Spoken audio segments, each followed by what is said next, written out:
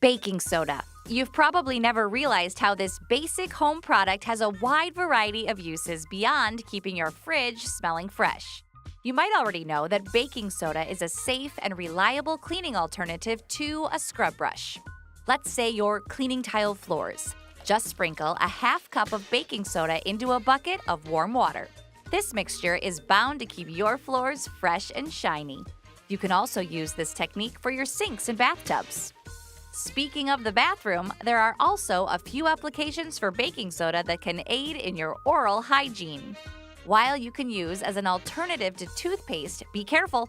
Too much baking soda can make it a harsh and abrasive experience. Mason jars have been around forever, probably because they make great containers for just about anything. Instead of buying from a retailer, just take an old pasta sauce jar. Peel off the sticker and add it to some baking soda in a pot of hot water.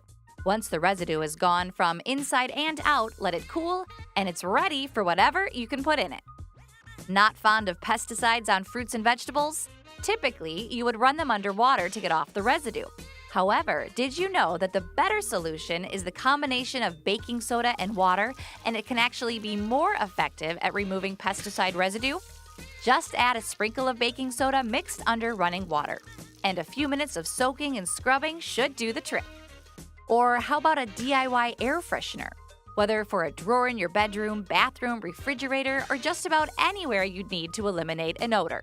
Just take some baking soda mixed with a cabinet spice or two, such as ginger and cinnamon mixed together, toss it into a plastic container, and poke some holes in the top to deodorize those pesky smells and leave your home smelling great. Baking soda, the versatile, unsung hero of any pantry.